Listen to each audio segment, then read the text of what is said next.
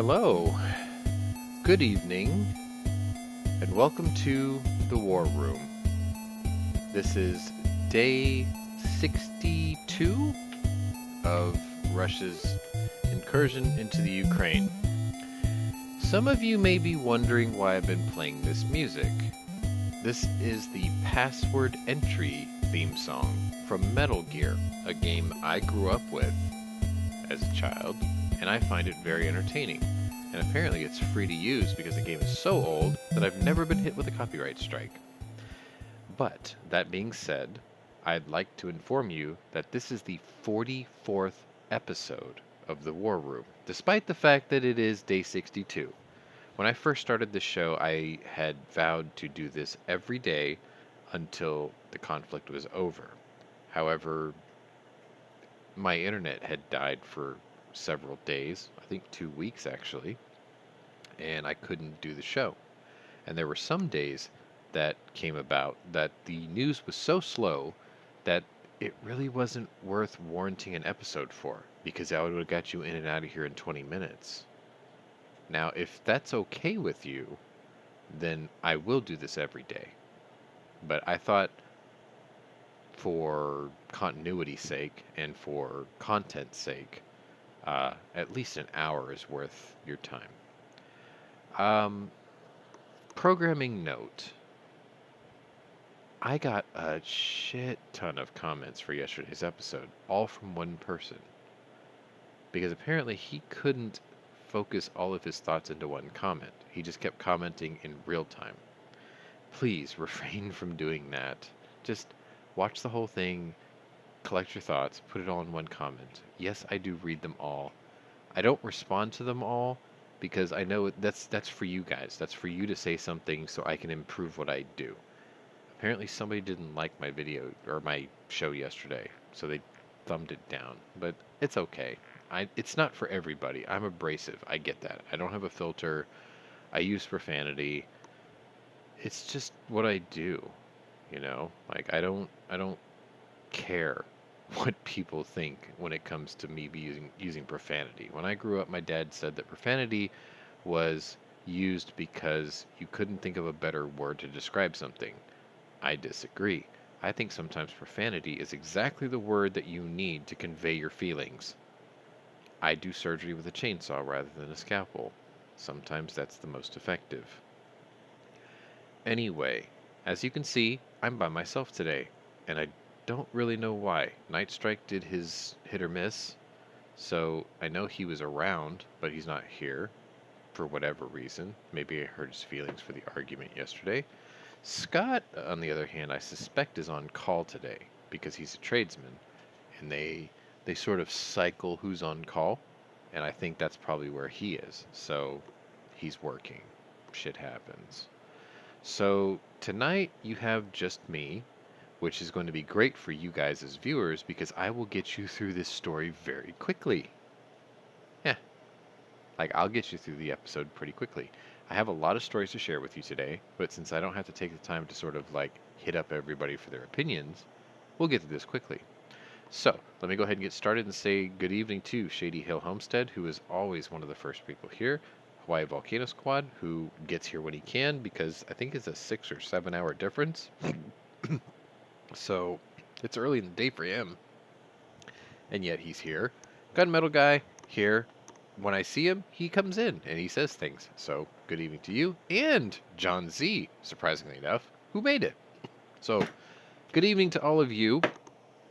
I'm trying desperately not to choke right now because I had something that just... It's something between a hiccup and a burp. And, yeah.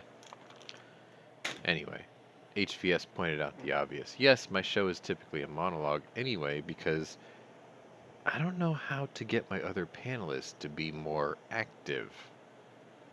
I don't know how to do it. I guess a day in the life of Pwnery in show prep is probably a good example or a good way to explain this. I do all my show prep in the morning before I go to work, up until I can. Then I leave. Then I come home, and then I fill in everything that happened between the time I left my house until the time I got home, which is exactly what happened today. In doing that, Nobody in my panel knows what I had written down, but I do have a channel on my Discord server called War Never Changes, and in that, they contribute stories to the show, and I will add them in. And if I do add them in, I mention, okay, this one is one of the ones that Night Strike pointed out, or this is one of the ones that Scott pointed out, if it fits the profile. If it doesn't, then we just wing it, and they sort of hear about it as I tell you all at the same time. So they have very little time to opine on the subject. But yesterday, we got into it pretty good about foreign dignitaries dying in a country they're not supposed to be in, which led to a bit of a debate. And truth be told, it's not that I disagree with my panelists. I don't. I want them to challenge my opinion because I don't want a panel of yes men, because then it's just propaganda. I like the idea of being able to say something and then have someone go, "Nah, that's not gonna that's not gonna work." And then I would really like to say, "Awesome, I learned something today. Thank you," because it enriches me. When you stop talking, pick a panelist, then say talk or die. Yeah, I could do that. I could do that, but I'm trying to be just a good, um, I don't know how to word this. I guess, I don't know, Frost Nixon was a good or example of this. When I do these shows, I always think of a man named David Dimbleby. I don't expect most of you to know who that man is. His father was the creator of the modern BBC. He spent his entire life basically following his father's footsteps as a journalist and a presenter in England. Um, he's world renowned, mostly. Very charming older guy, and he used to say that his interview style would be he would present something very brief, general, and he would allow the panelists to fill in the specifics, which would allow that panelist or that person that he would interview kind of blossom in front of everyone in the camera. So I would like to aspire to do something similar, but the problem is I have a really hard time trying to get my panelists to open up about what they think. So it's kind of hard to say. Yeah, see, DJ Play knows exactly who that is. He did a thing called Question Time. Exactly. So it's really nice to be able to have to have an audience that actually relate to what I can say. Now I don't feel so stupid trying to bring it up all the time. But yeah, thank you for, positive comments on how I do this. So good evening to Terry Scher. Looks like you got here a little bit late, but you're here, so that's cool. I have a lot of stories for you. I'm going to try to get you in and out of here in the next 52 minutes. I would really like to get this within an hour just because I know that your time is precious and time is money and you have things to do as well. Me personally, I didn't have a whole lot going on today, although I did sort of, as an electronic engineer, I picked up something that I was asked to look at, and I was able to learn about it, figure it out, and make it work all within an hour today. So I was kind of like patting myself on the back, which is why today's show is sponsored in part by St. Arnold's Art Car IPA. That's what I've been drinking since I got home, because the first thing I had to do when I got home was adjust the gates on my backyard fence that I just had installed, because the guy who installed it didn't account for the wood to swell once it got wet, and the gates wouldn't close, so I had to fix that today. Yeah, like I look like I have gray hair today because there's so much sawdust in it, which means I'll be taking a shower with my new hot water heater. I know people hate to hear that, but yeah, I'll be doing that after the show today because I'm covered in sawdust from head to toe. Anyway, I know that doesn't matter to any of you. Let me just go ahead and get started. I'm sort of watching my dogs with one eye open because I have the girls in my room and one of them's a puppy and I don't trust her bladder. So she's on my bed and I'm very nervous. Her name's Betty, by the way. I named her Betty White because she was born 2 days after Betty White had passed. Not that it matters to any of you, but if you watch me on Instagram, you've probably seen pictures of her. She's cute as a button, and I hit the color lottery with her because she's 5 different colors, which is rare for a Yorkshire Terrier. Don't ask why I have Yorkies. It's a long story. It's not my first choice, but now I'm stuck with them. Anyway, John Z asks if wood swells. Yes, even pressure-treated lumber swells if it's been raining for 2 days straight. And now my gate didn't close. But now it does because I fixed it. Anyway, the scroller at the bottom of your screen has been updated. I do make a very, very serious effort to make sure that that is correct. So it does say the correct date. And what I can tell you, even though I don't have the visual of the plus and minuses for the day, like I did for the last couple of episodes, Ukrainians were busy. Those changes are dramatic for 24 hours. There were some serious gains from Ukraine today. So that's really cool.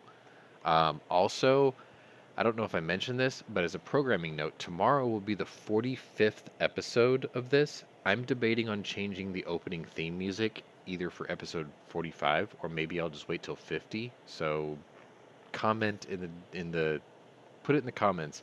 If you want me to wait 5 more episodes, I will, but I already have the next song picked out. My co-host just arrived, so let me drag him in here. This is, well, my tradesman, Scott P79, so good evening to you. A little late, but at least you're here.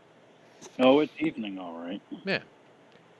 It's also, Pwnery's been drinking, but not quite as much as yesterday, so hopefully I won't be quite as belligerent. And I'm still watching one dog across my room, because if she pees on my bed, I'm going to be super pissed. Anyway, let's go ahead and get started with the stories. I have quite a few for you today. I don't have as many pictures as I normally do, but I will share them as I see them. I'm trying to get this puppy to sit in my lap, but I can't get her to stay still long enough to grab her. Just bear with me for a second. There we go, got her. Now I have to take the Colt Python out of my lap, which, yes, Pwnery finally got his Colt Python, as you probably know if you watch my firearms reviews. And as my outro for the show, if you're new to my channel, welcome, but if you're a regular here, welcome back. Check out my other playlist, because I actually do firearms reviews. That's how I got started doing this whole YouTube thing. HVS points out that Twitter is under new management. That would be correct, but it's also slightly old news, because Twitter was officially sold yesterday. However, the hashtag RIP Twitter went crazy for the last 40 or 24 hours, and libtards all over the internet have decided that they're going to quit Twitter, which means maybe I'll join it finally instead of just using burner accounts calling out libtards, because maybe Elon Musk will finally make it what it was supposed to be. We'll see. I know he got the world's greatest endorsement from Jack Dorsey, the founder. He was like, nope, this was the best thing that could have ever happened to my social media. So, fan-fucking-tastic. There, first profanity. If I had a swear Yeah, jar... but Jack Dorsey is a douchebag, so... He is. He's a fucking pirate, and he needs somebody needs to take a razor to his face, because he's trying to look like... What's The that average guy's person? name? No. He's trying to look like that McAfee guy, who's dead. And just as much of a pirate. Anyway. Let's see. Do we seriously think the buy will make any difference? Asks Gunmetal Guy. Yes. You see, you got to remember, Elon Musk. First of all, Elon Musk is South African, so no, he'll never be president of the United States unless we make changes to the U.S. Constitution. If said changes were made through the Constitutional Convention of the States, and he ran for president, I would not be opposed to it. Strangely enough. But anyway, do we think it'll make a difference? Yes, because he's an interesting guy. Most people don't know this, but Elon Musk grew up with Asperger's syndrome. Asperger's makes you... It's not quite like autism, but it makes you hyper-focused on things that interest you. And that's what he is. And when he grabs onto something, he masters it. That's why he's the richest man on earth. Like, I have nothing but respect for the guy. That being said, I'm also one of those people who use an older form of communication. I wrote him a letter. And in my letter, I asked him very specifically why he wasn't the man who brought the world into the next energy era, because he's the only person with pockets deep enough to make the hydrogen fuel cell vehicle a reality. The vehicle itself is already made by several manufacturers, but the fueling infrastructure and the ability to produce hydrogen on that scale for national use, difficult. Because hydrogen, even though it is the most abundant element on Earth and in the universe, next to carbon, it's also the hardest to keep separate from attaching itself to everything else. If for those of you who are chemists, you already know this, but for those of you who aren't, hydrogen is sort of like the drunken whore at a party. She will attach to anything. So hydrogen molecules love to attach to things, and when it does, you can't use it for a hydrogen fuel cell. So creating pure hydrogen is actually quite difficult on a grand scale. But the first person who finds out how to mass produce it and store it, because it's also the smallest element in the periodic table, which means it passes through most of its storage tanks quite easily on a molecular level, whoever figures out how to produce it, store it, and distribute it on a national scale will be the richest, most powerful man on Earth, even above Elon Musk, unless he's the one who creates it. And if he does, fuck it, whatever, that's cool. If he builds the first starship, like the Enterprise, I will volunteer to ride on it.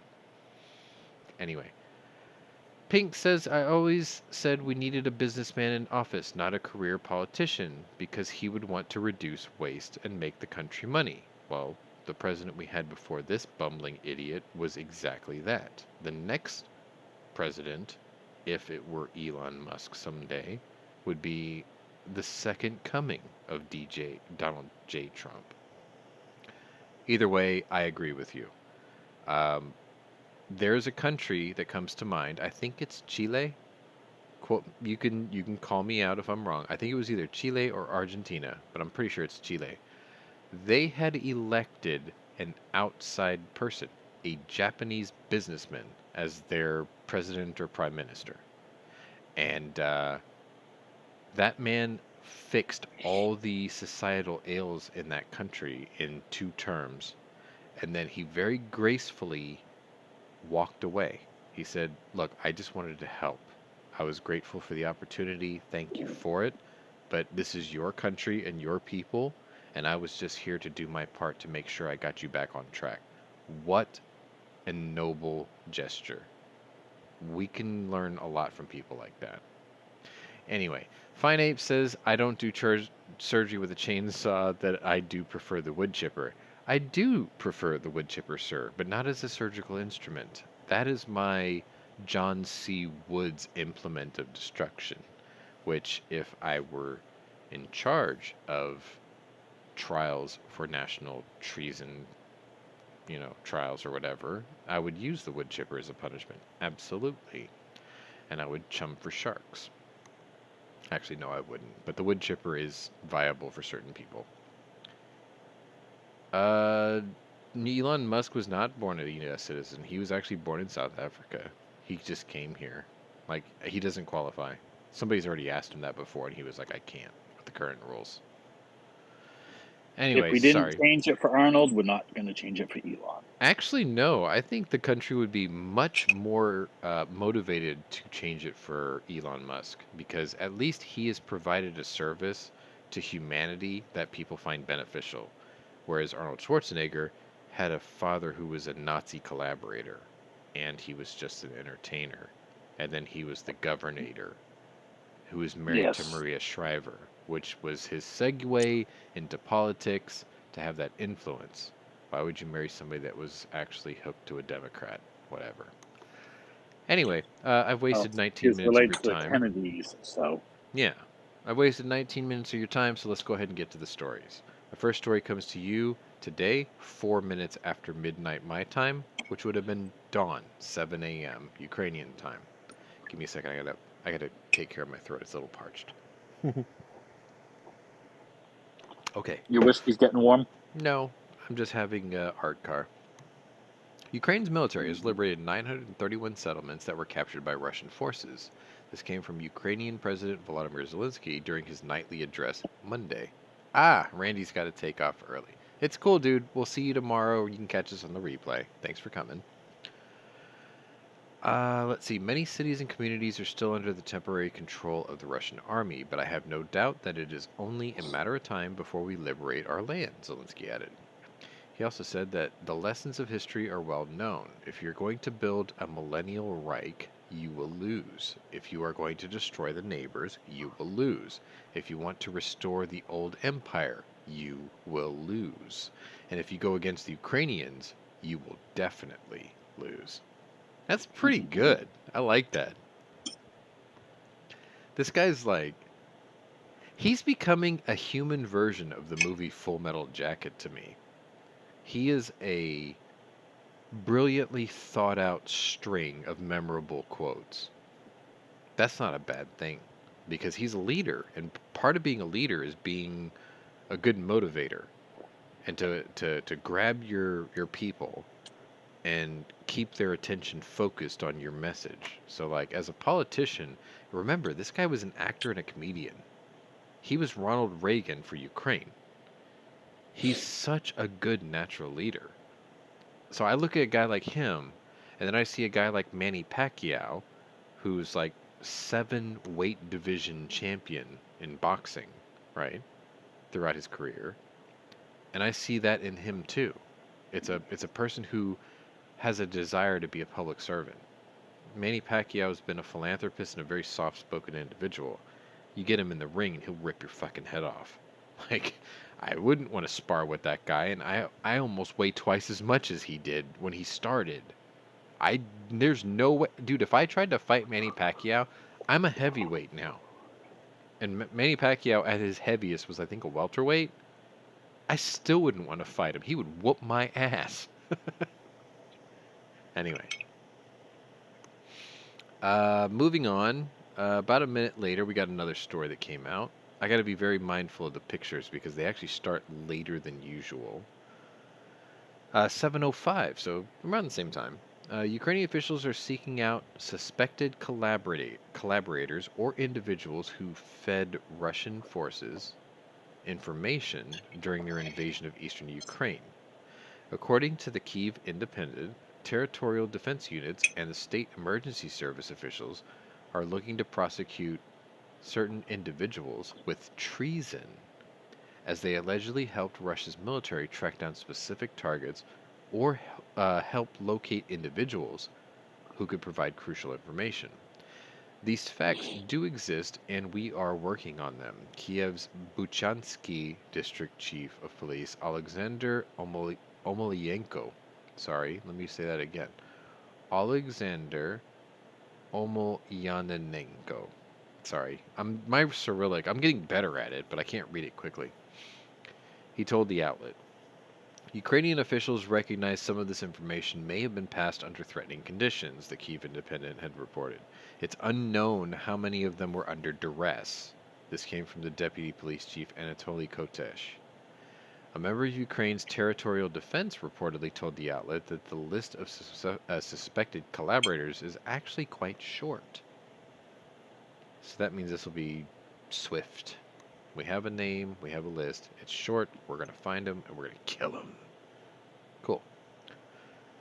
Let's see, about an hour later, I believe I have my first picture for you. I really hate this guy's face, but here you go. And I will not say his real name because I think he's a piece of shit. So he's going to get my nickname. Russian Foreign Minister Sergei Lapdog said that the option of a nuclear war remains real and to not underestimate it, as NATO countries, including the US, continues to provoke Russia.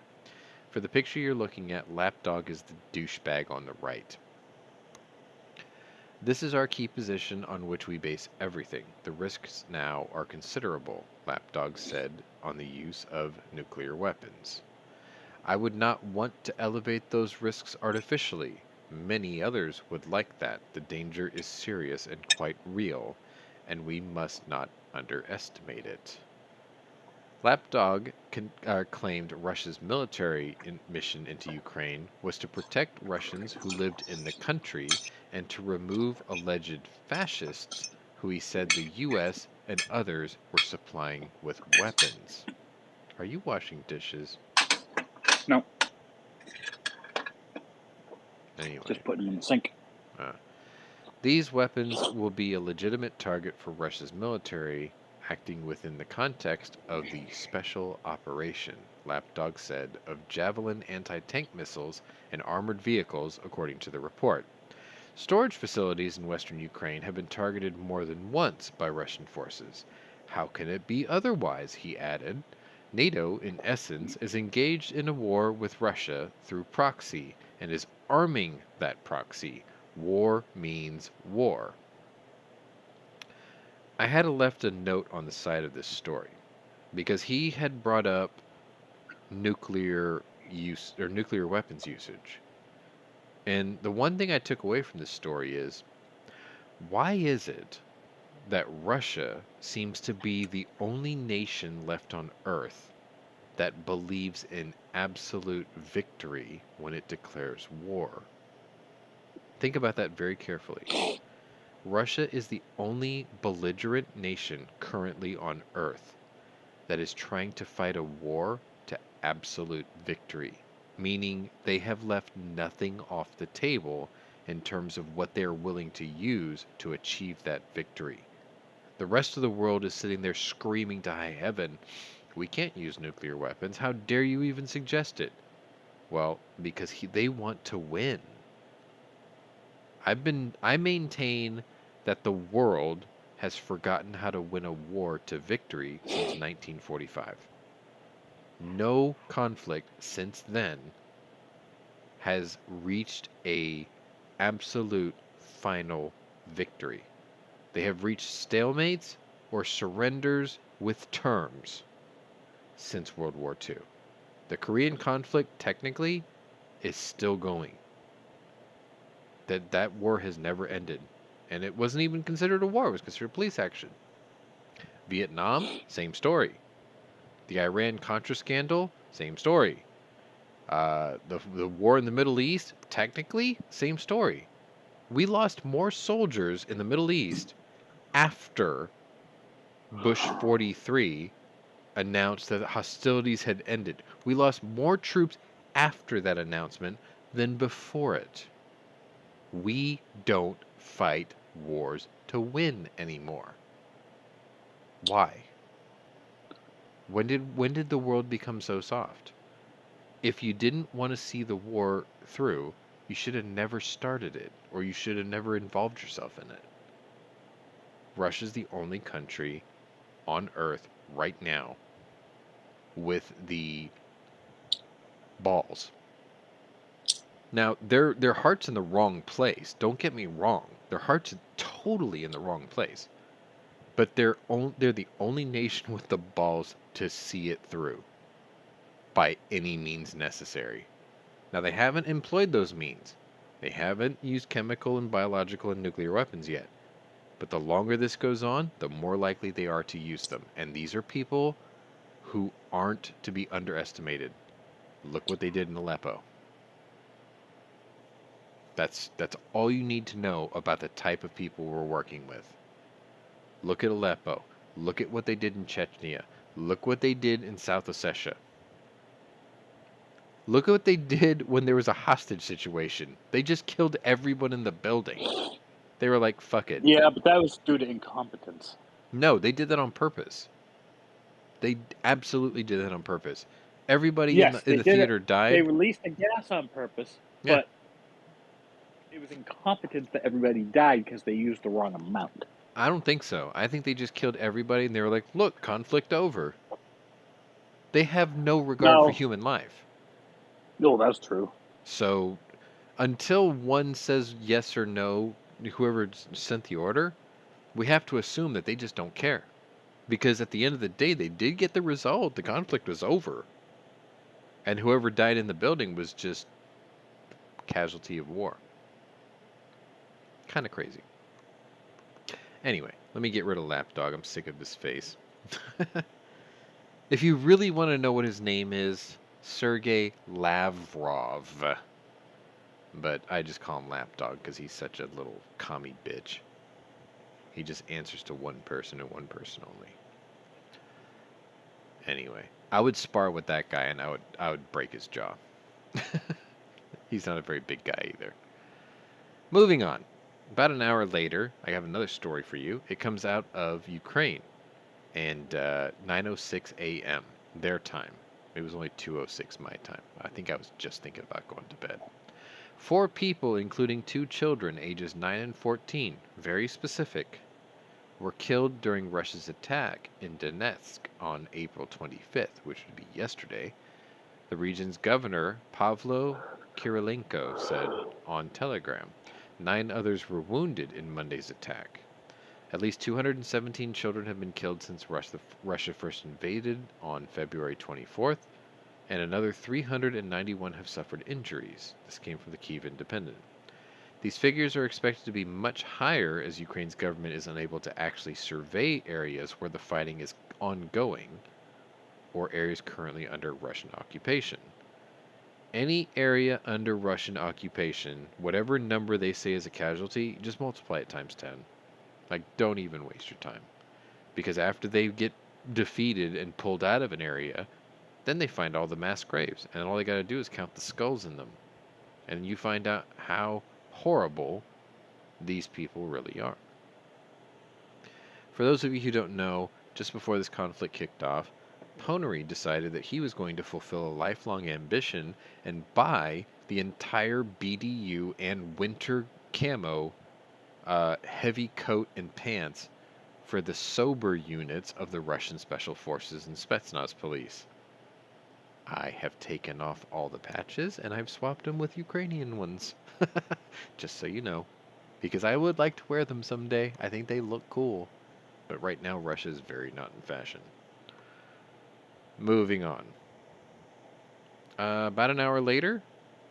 So now it's about 10 o'clock. 10:08-ish.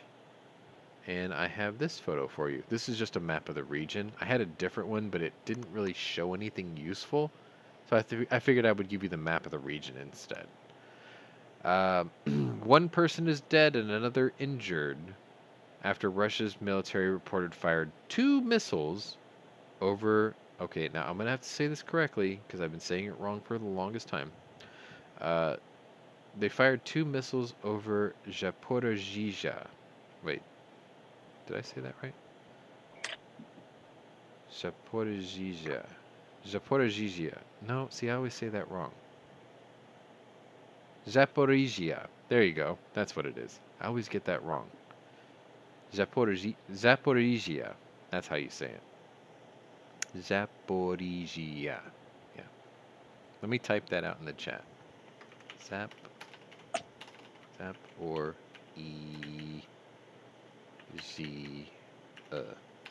There. See? That's how you say it. I did it in phonetics for you guys.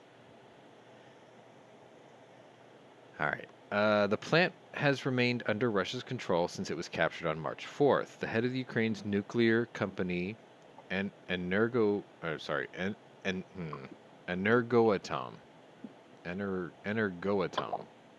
Yeah, Energoatom.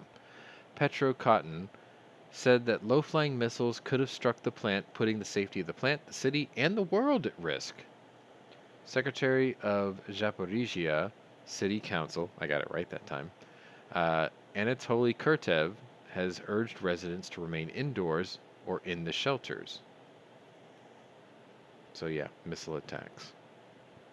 Which, that place has been attacked for probably a month straight now.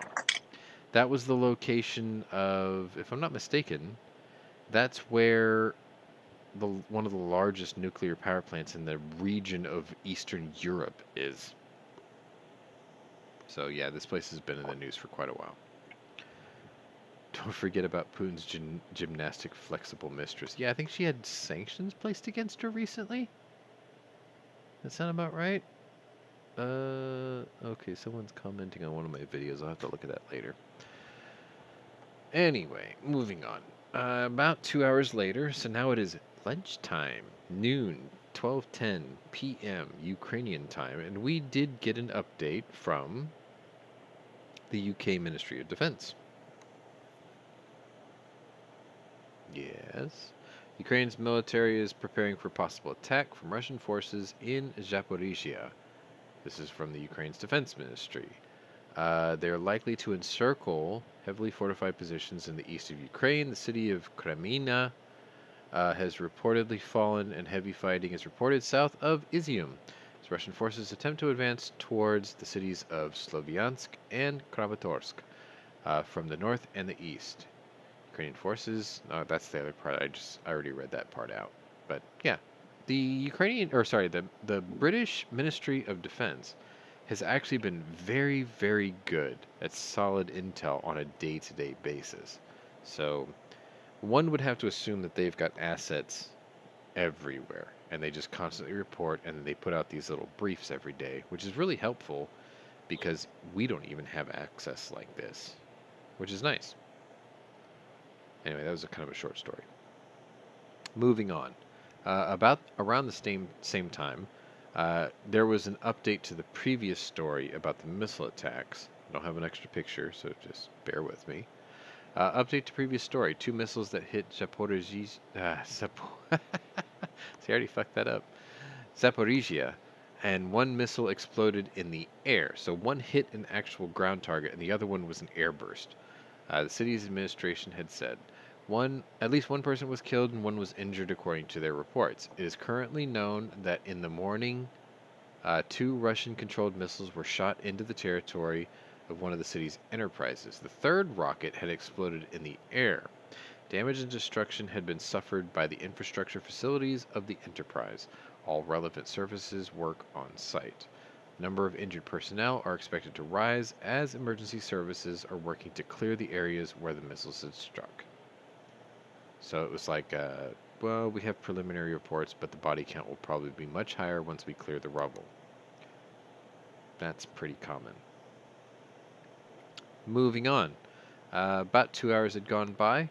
Now we're deep into the afternoon hours, 2:13 or so. I don't know if I want to make this a story of the day, but it was pretty large. I'm going to show you this picture here. And this photo is actually of an advanced communications and radio tower, which is now obviously destroyed. And we talked about this earlier in the day with the Lobby for Working Stiffs, which all of you are invited to come join, by the way. There are links to join the server in the description below, and you are more than welcome to come join and shoot the shit with us, because we talk about just about everything throughout the day. Just a little program reminder. Anyway, authorities in Moldova are gathering Tuesday for an urgent security meeting following a series of blasts in in a Russia-aligned separatist region, just days after one of Vladimir Putin's generals suggested that the country could be the next target of Moscow's military aggression in Eastern Europe. Sidebar. For those of you who remember, the Russian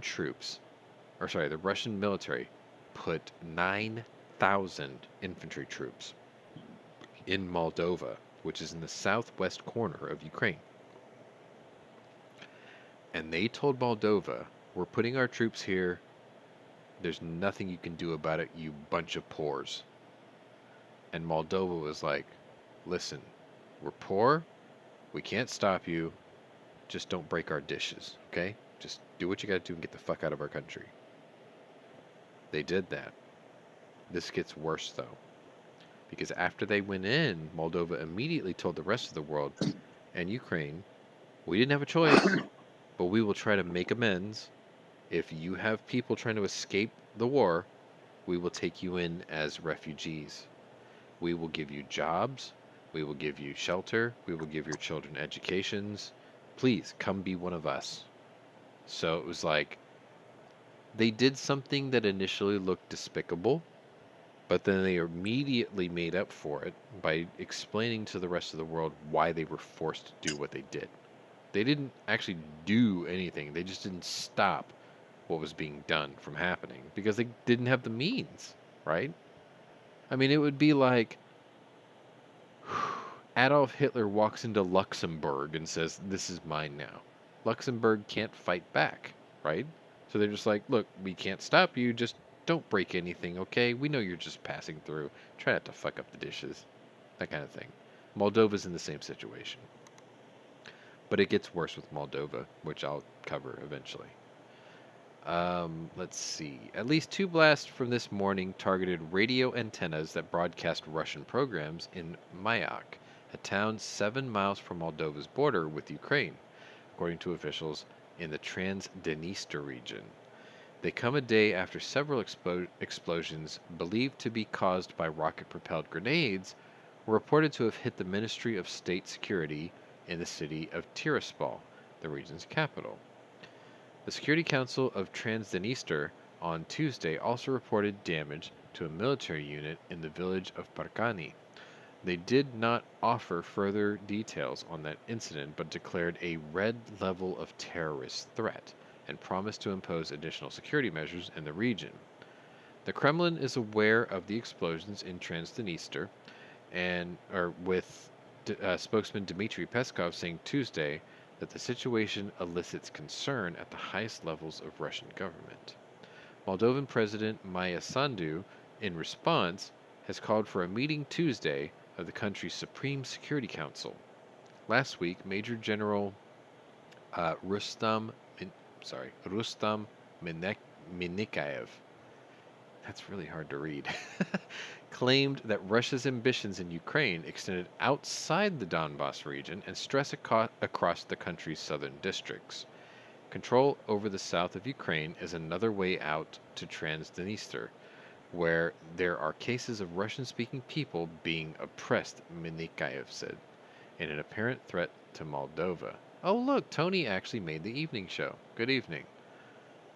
Transdniester, a strip of land with about 470,000 people between Moldova and Ukraine, has been under control of separatist authorities since a 1992 war with Moldova. Though a peace treaty between Transdniester and the Moldovan government have been in place, the breakaway state has similarities to the self-proclaimed Donetsk and Luhansk People's Republics in the Donbas region of Ukraine, which served as Putin's justification for his illegal invasion in February.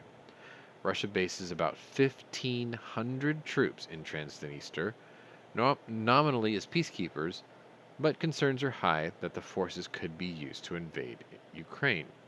So here's the deal. At the beginning of this conflict, there were 9,000 Russian troops on the northeastern border of Moldova. They were given the order and they stepped into Ukraine and began their attack. That was 9,000 Russian troops. Moldova couldn't stop it, so they were just like, just take it and go. Do whatever you gotta do and get the fuck out of my country. They did that. What most people didn't realize was there were still 1,500 other Russian troops in Transdniester. So it's like everyone's looking at Moldova going, okay, look, you did it because your back was against the wall.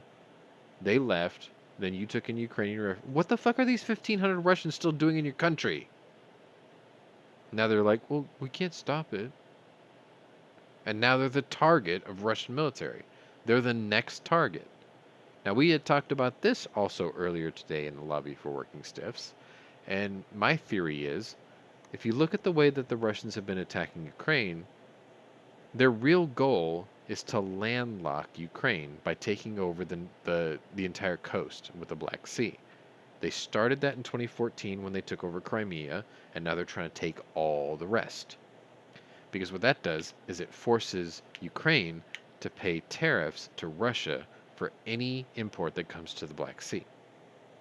Pretty obvious. Even Ray Charles can see that, and he's fucking dead.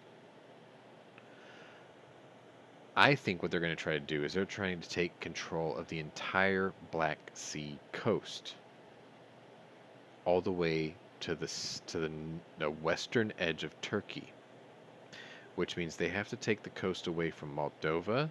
They have to take it away from Romania and Bulgaria, I think, are the other two. And then once they do that, then the only coast that don't control is the northern edge of Turkey, which controls the entire southern coast of the Black Sea. Now, whether or not they think that they need that is questionable, because right now Turkey has control of the locks that allow any ships to go in and out of the Black Sea. So it stands to reason that once they take over the northern lip, they will probably attack Turkey. Initially, we all thought, no, they're going to push across and attack Poland, they're going to attack Slovakia, the Czech Republic, Romania, Bulgaria, although, no. I think they want the ocean first. They take Turkey, they take Bulgaria and Romania, they take Moldova, and they control the entire coast of the Black Sea. That allows them to push east or west. Once they do that, they control the locks. Once they control the locks, they can go after the Aegean. Because the Greeks can't stop them. They've been broke for decades. So who's going to stop that? I think they're pushing that way, into the Med. I could be wrong, but it seems pretty obvious to me looking at the way they're pushing across Ukraine. They're taking the coast. They don't give a shit about the rest of the mainland. Once they have the coast, they have what they wanted. Control of the ocean. Control of all imports going into Ukraine. But, like I said, I could be wrong. I just look at the map and I think that's pretty obvious to me. I'm sure I'm not the only one who thinks that way. So moving on. About an hour later, I'm going to take you to Berlin, where it is about 3:14. And here's the funny part of this story. I'm going to show you a photo. This brilliant piece of equipment is known as the Flakpanzer Gerard. Gepard.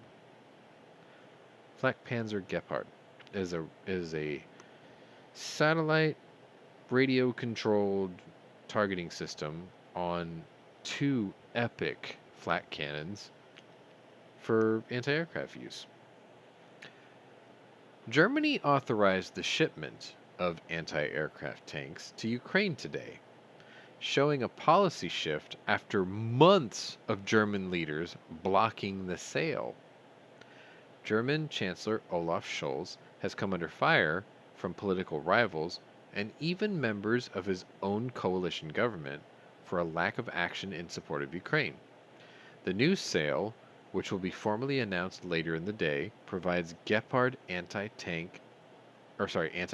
tanks, as well as various anti-tank weapons, according to Agency France Presse. German Defense Minister Christine Lambrecht will announce the offer during a meeting with NATO and other Ukrainian allies at the U.S. Ramstein Air Force Base in Germany. Scholz first blocked the sale of heavy weapons to Ukraine in February, arguing such a move would escalate tensions with Russian President Putin. Ukraine has solicited help from any nation that will listen since Russia first invaded the country at the end of February. The U.S. and NATO allies have supplied hundreds of millions of dollars in military and humanitarian aid to the country. Ukraine announced a deal last week in which companies from the Czech Republic will repair Ukrainian vehicles damaged in the conflict. The program focused mainly on refitting Soviet-era T-64 tanks, although the program plans to expand to include BRD and BRDM type vehicles as well.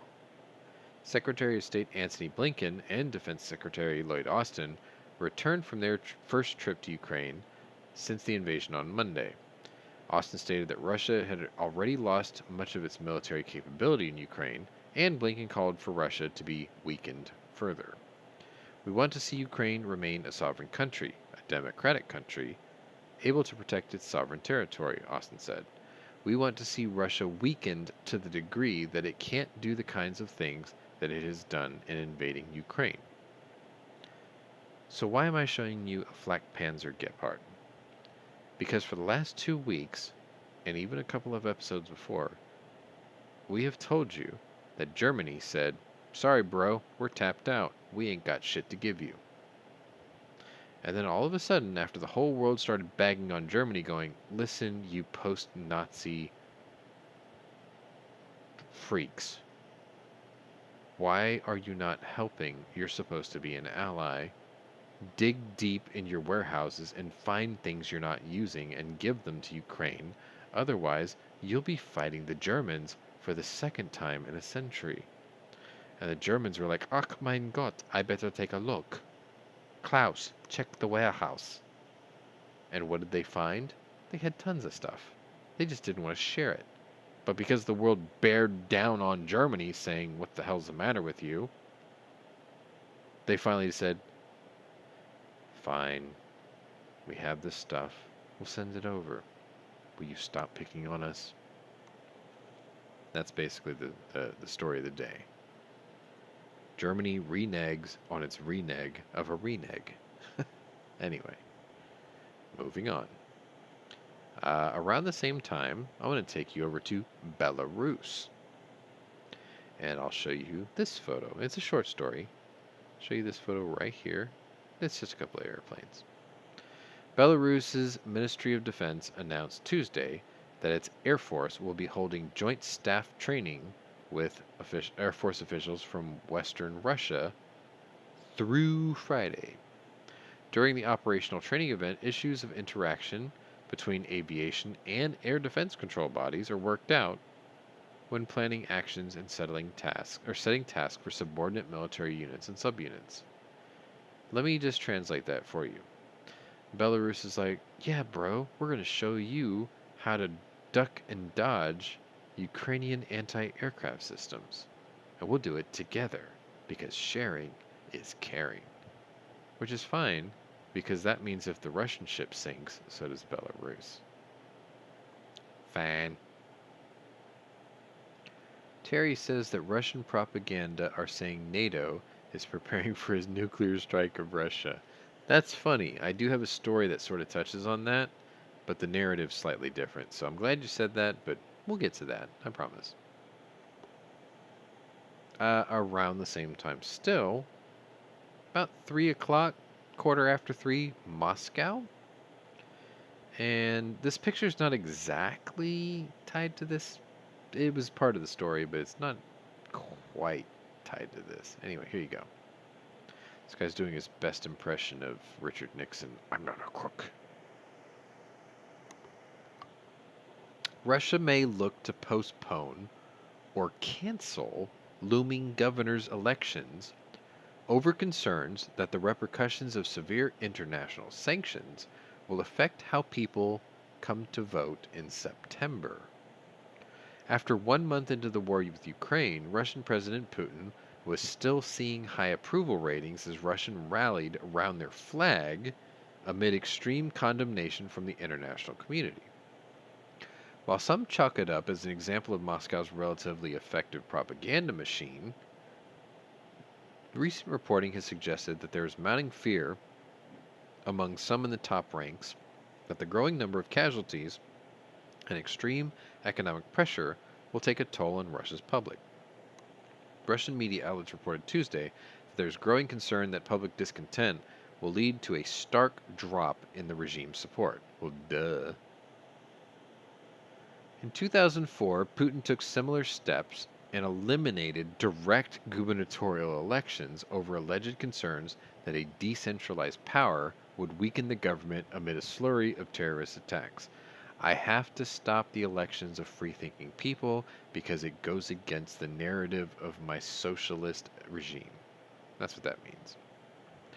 The move, which was reversed by 2012, took election power from Russian voters and enabled Putin to appoint regional leaders. The appointees were required to be approved by regional legislatures. Though the governmental bodies were able to reject Putin's nominees, if they struck down more than 2 officials, Putin could then dissolve the defiant legislatures and appoint an acting governor. So basically, Putin was like, I want you to pick this guy. The local area legislature would say, we don't like this guy. Putin says, okay, this is alternative guy. Legislature says, no, we don't like that guy either. Putin says, fine, you're fired. I will appoint this guy anyway. You go to Gulag now. That's basically what he did.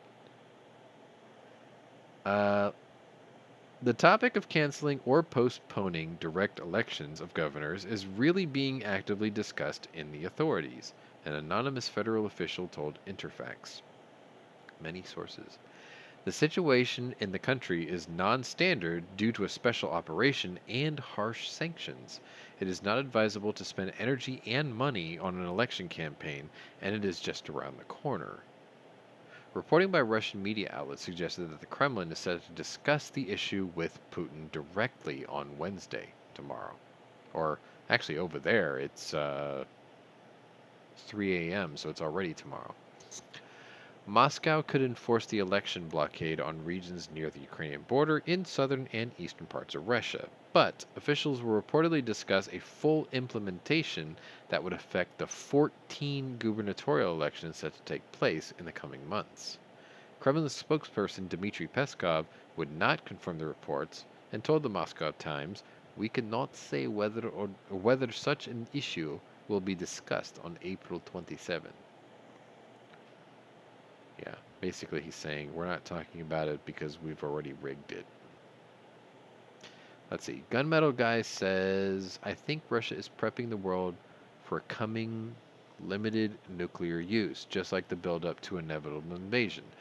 That's possible because they have low yield tactical nukes. They haven't used them yet. Nobody's accused them of it yet. I think they'll go biological and chemical first because it worked in Aleppo. Except the difference is, it's not a desert shithole, and the Ukrainians actually know how to fight. So, they'll try it first. The Ukrainians will don their... What do they call that gear, Scott? The one where it's good against ABC gear, right? Atomic, biological, and chemical Mop. gear.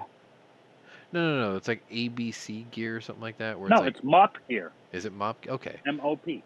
So they'll put that on, and then the Russians will be like, shit, that doesn't work. And then they'll use nukes. But we haven't gotten to that point yet. That'll be like day 75 or something. Don't worry, we'll be here. We'll give it to you. We'll give it to you hard and dirty. Moving on. A couple minutes later. And I'm going to take you to Washington, D.C., strangely enough. 9:21 a.m. Eastern Standard Time. 8:21 my time. I just got up. Pwnery's like wiping the crust out of his eyes, and he's trying to wrangle dogs. The Pentagon doubled down on its hopes to see Russia come out of its deadly war in Ukraine as a weakened nation that is unable to carry out another illegal invasion. We don't want to see them be able to do this kind of thing in the future, Pentagon Press Secretary and former Admiral John Kirby said on Fox and Friends Tuesday. I used a Fox reference finally. We don't want to see a Russian capability that is persistent and an ability to invade another sovereign nation and destabilize the European continent any more than they already have. Kirby's comments echoed statements made by Secretary of State Antony Blinken, which if you guys watched yesterday's episode, you know what he looks like, and Defense Secretary Lloyd Austin on Monday. We have always wanted one singular objective, Kirby added, and that is that Ukraine's sovereignty and territorial integrity is fully respected by Russia. Nowhere in that statement does he say, we want Ukraine to win. Because they never planned for that. Anyway, about 10 minutes later, I'm going to take you over to Moscow, where it is 3:32 p.m. Moscow. So it's 10 minutes later my time, but because of, international timelines and things, it's 3:32 in Moscow. I got to pick up my dog because she's about to fall out of my lap. There you go.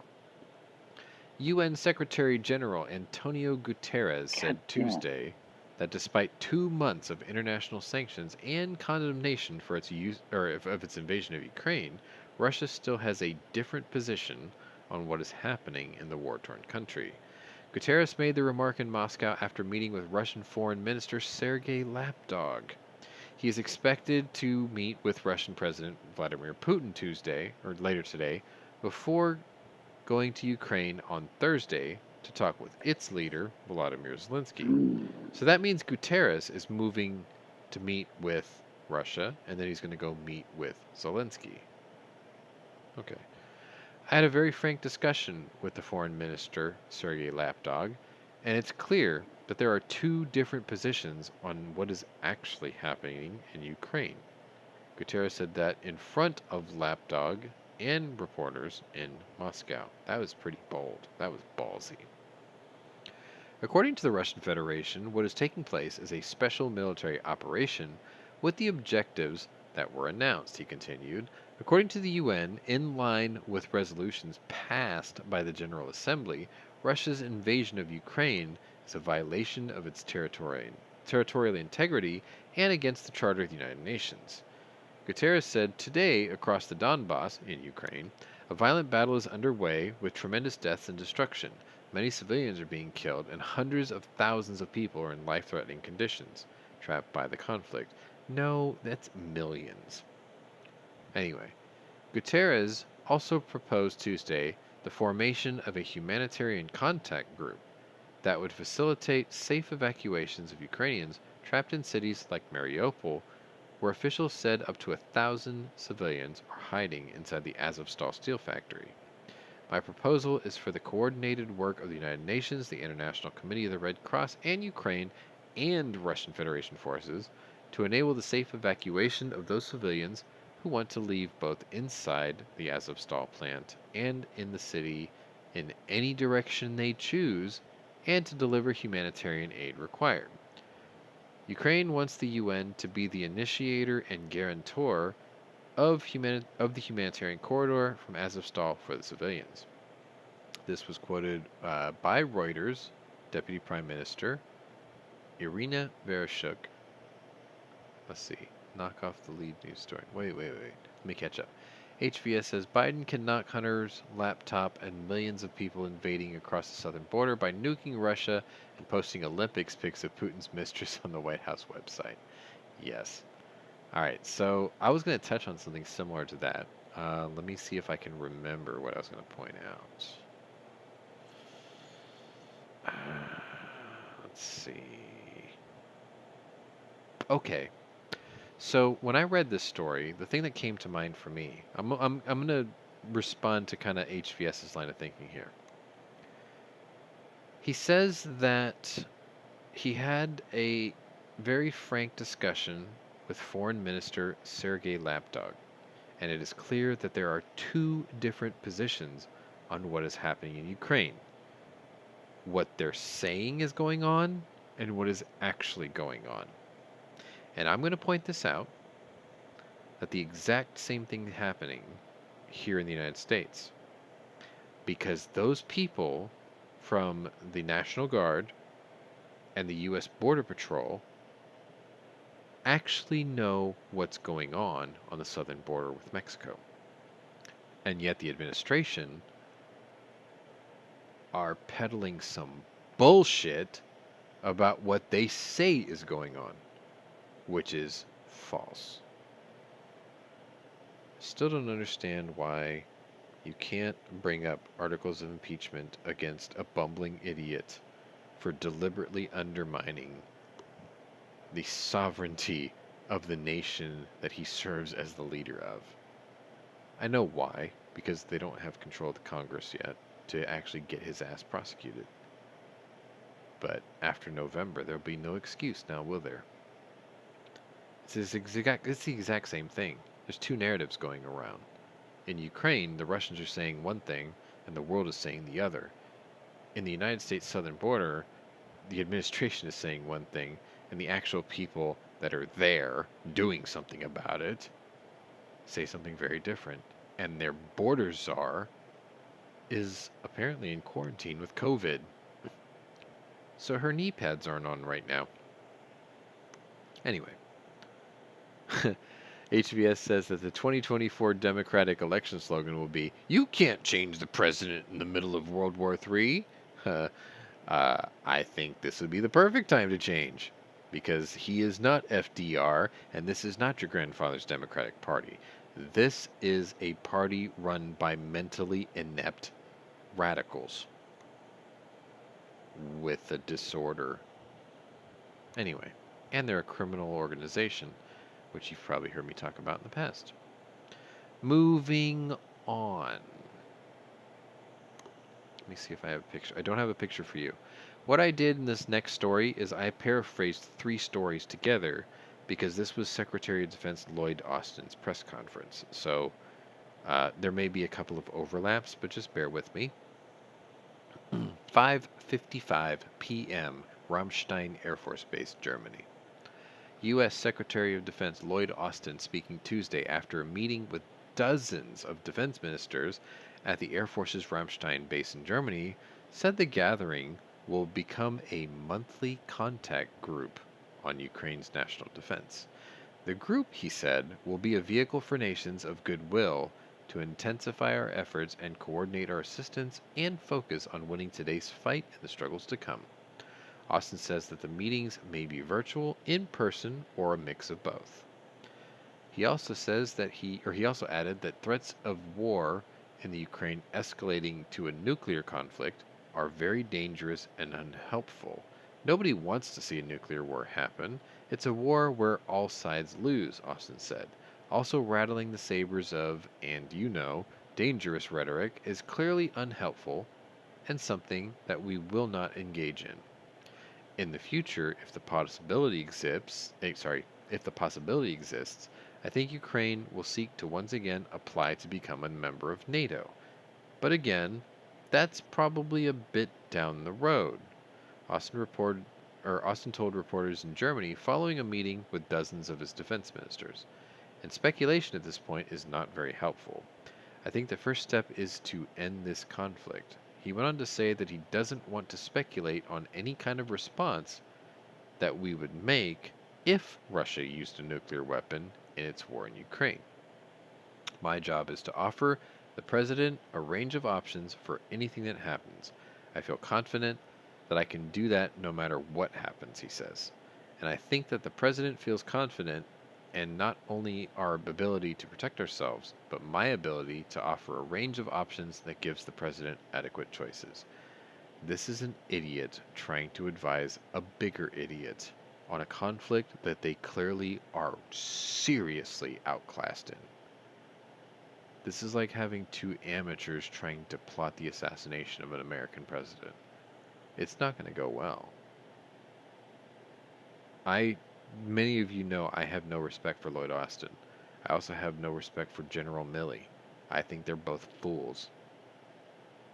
They're soft, they're ignorant, and they're weak. And those are the 3 things you don't need as a world superpower, especially when the world thinks that you're the only one left on the stage. But, whatever. I don't know shit about war. I bet you didn't think I was going to say that today. Alright, moving on. Let's see, that was at 10:55 a.m. or 5:55 Germany. So about 3 hours later-ish, we're going to hit dusk. So it's 12:58 Central Time, my time, 7:58 Ukrainian time, so it's getting dark. Ukraine is reportedly preparing war crimes charges against at least 7 members of the Russian military.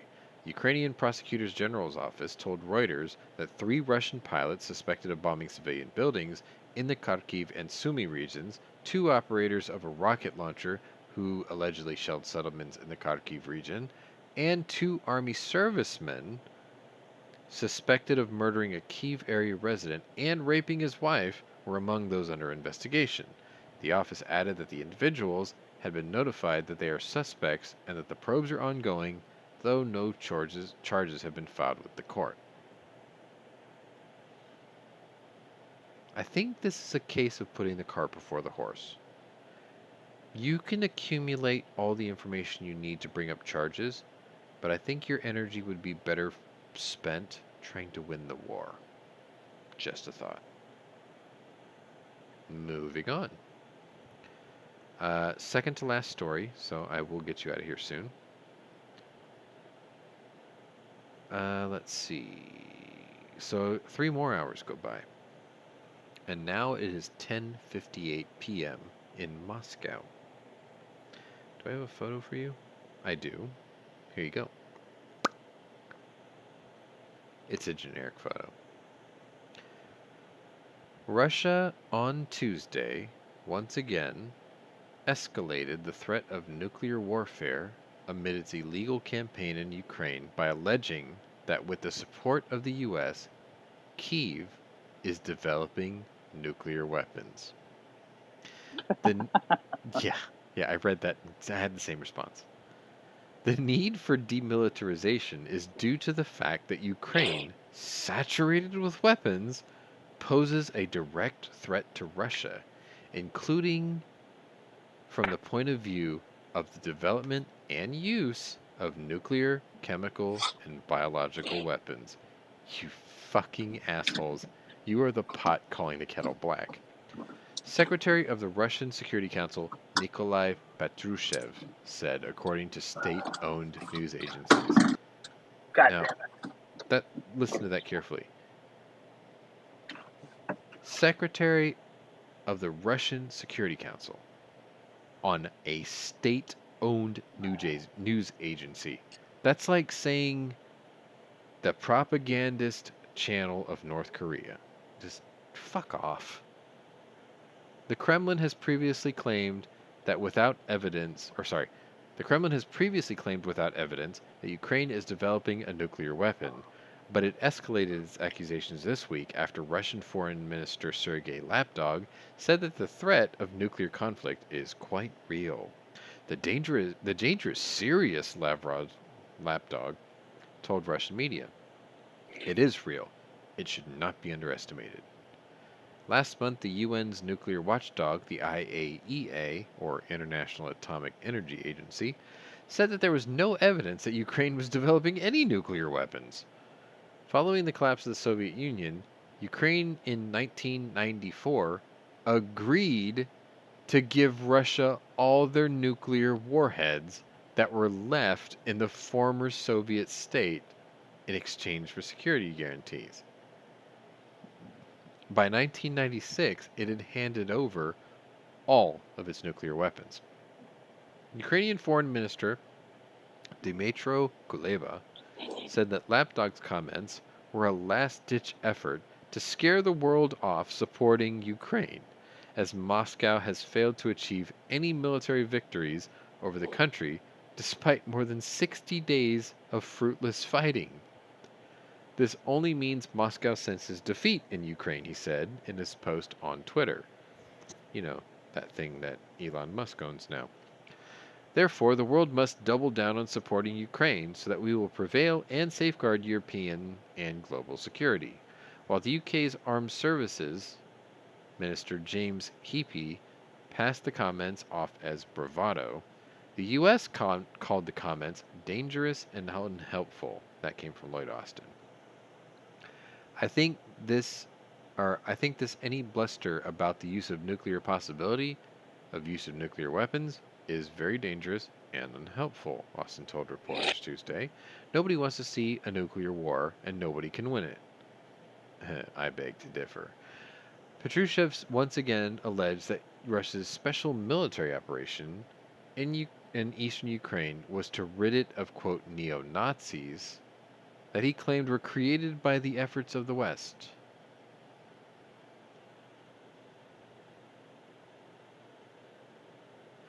I have an opinion on this.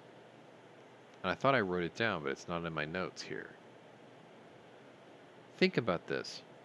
The Russian government, propaganda, military, whatever, are accusing the Ukrainians of developing nuclear weapons. How can you accuse a nation who had nuclear weapons already that they're developing something they already had?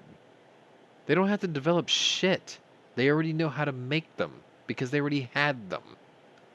Matter of fact, in 94 and 96, they gave back all the Russian-made nuclear weapons back to Russia for security clearance and for assurances that they wouldn't be attacked.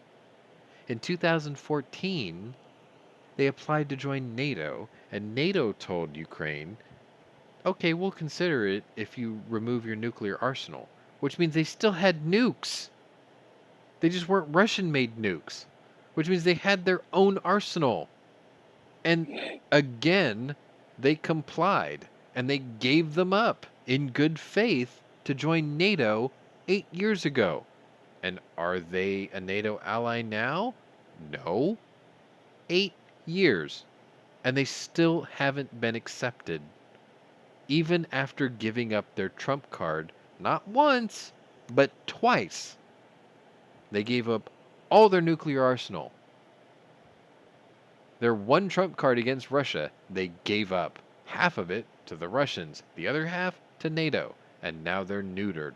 And now the world is watching them slowly being starved to death. Would you really want to join that organization who just left you vulnerable? I mean, if Ukraine had one ICBM with a nuclear-tipped weapon on it, that would have been enough to stop Moscow from attacking. Because they'd have been like, hey, fucker, I've got this one rock in my sling, and I will use it. Because think of North Korea. They've got a couple of rocks in their sling, and they've stopped us, the United States, the last global superpower, from just marching in there and putting little Kim on the end of a drone cable and hanging his fat ass. Think about that. Anyway, last story of the day. I want to get you out of here. 7:12 p.m. my time. It was right before we went on air. I found this last story. 2:12 a.m. Wednesday, Moscow. I don't have a picture for you. Polish and Bulgarian officials said Tuesday that Russian energy company Gazprom informed them that it was suspending all natural gas supplies to the two countries for their refusal to pay in Russian rubles. The suspensions, which would take effect Wednesday, tomorrow, or over there it's already Wednesday, would be the first since Russian President Putin said last month that unfriendly foreign buyers would have to pay the state-owned Gazprom in rubles instead of dollars and euros. European leaders said that they would not comply with the rubles requirement, arguing that it violated the terms of contracts and their sanctions against Russia over its military aggression against Ukraine. Only Hungary had agreed to Putin's demands. Why is this important? Well, think about this. The world had imposed sanctions on Russia in a way to try to economically crush it from conducting war. It has failed. I have maintained since the first episode, sanctions are fucking worthless. All they do, they don't stop the bullets, do they? They don't stop the bombs from falling. They don't stop the killing in a war. They never do. What they do is they hurt the people of the country you're imposing them on. The people who never grew up in socialism. The people who only knew Starbucks and KFC and Adidas tracksuits. The average Russian citizen. That's what sanctions hurts. It hurts us too. Think about this. Did you want to buy some Ivan the Bear tactical stuff? Do you want to buy some Zenitco stuff for your AKs? You can't anymore, can you? Half the Russian sellers on Etsy, gone. So we can't buy, they can't sell. They can't produce, they can't collect. That's not hurting the military. The military doesn't give a fuck. They've already got the entire inventory of everything they're using right now in theater. Sanctions aren't stopping them. It doesn't stop the grunt and the conscripted soldier from firing his AK at his enemy, who is not really the enemy, is he? They were told for decades, that's your brother. How's that for a confusing mixed message? Oh yeah, Ukrainians are your brothers and sisters. Oh yeah, go kill them. What? Anyway. The ruble tanked at the beginning of this. It was worthless.